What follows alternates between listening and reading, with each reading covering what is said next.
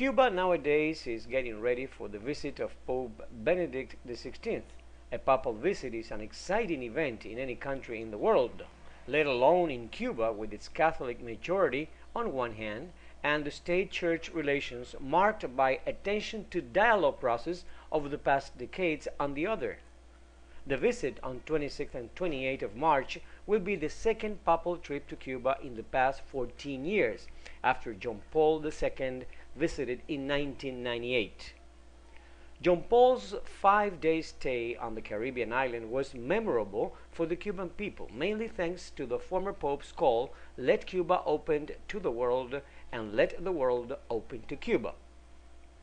With this memory in mind, Cubans welcomed the announcement of Pope Benedict XVI on 12 December, accepting President Raúl Castro's and the Conference of Catholic Bishops of Cuba's invitation to visit.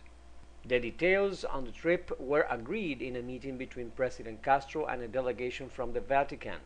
The Cuban press reported about the preparations, which are well underway in eastern Santiago de Cuba and Havana, the two major cities to be visited by the Holy Father.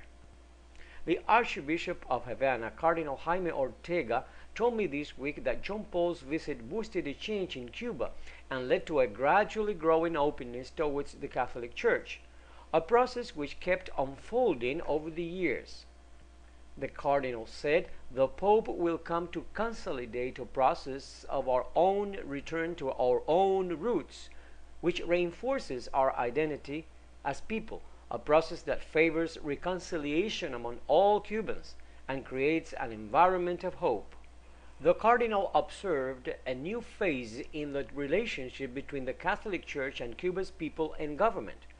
The tension which characterized the early days of the Cuban Revolution is evolving into dialogue, he said, between believers and non-believers, between the Church and Cuban authorities, between Catholics in Cuba and those abroad. The upcoming visit will encourage a flock of accredited journalists into Havana, along with tourists and visitors from the region and beyond. Cubans currently living abroad and also in the United States, where there are some 1.5 million. Many of those Cubans have kept coming to the island over the years to visit their relatives. The dialogue which followed John Paul's visit led to the Church becoming more present in Cuban public life, referred to by state media. Christmas Day, 25 December, was declared a national holiday again. Catholic priests were allowed to visit prisons. Foreign priests, seminarians, and religious people were allowed to work in Cuba, and Cuban priests were allowed to go and study in Rome. Public processions of faith now take place, and Catholic publications are widely spread and are well received by Catholics and non-Catholics. Many in Cuba take special interest in the support offered by the Catholic Church to the ongoing process of economic and social transformations, known as the updating of the Cuban socialist economy. The Cardinal recently stated, "The success of these transformations not only depends on national, provincial, or municipal authorities, but on appropriate understanding by the people, and the Church has great responsibility in this effort, including our prayers for the good development of this process and its support by the people." But more than focusing on all these economic and social changes, the visit by Benedict XVI will be a fulfillment of the Pope's wish to join the Jubilee celebrations for the 400th anniversary of the discovery of the Virgin of Charity of El Cobre, Cuba's patron saint, whose sanctuary is in eastern Santiago de Cuba province, Cardinal Ortega pointed out.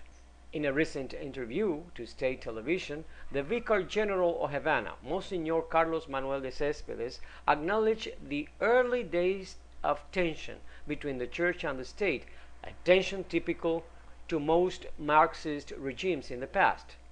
The vicar noted that, fortunately, there were always people interested in bridging those gaps. At present, he stressed, the Catholic Church in Cuba is functioning as well as in anywhere else in the Catholic world, if not better.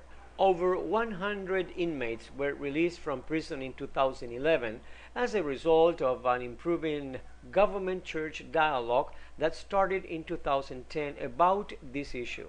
Later in December, President Castro announced the humanitarian release of another 2,900 prisoners upon the requests by religious institutions and their relatives.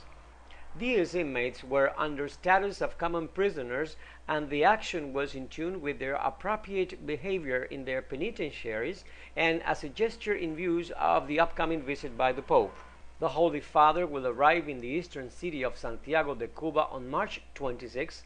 He will officiate Mass at the Antonio Maceo Central Square on March 27, and later he will visit the sanctuary of the Virgin of Charity of El Cobre.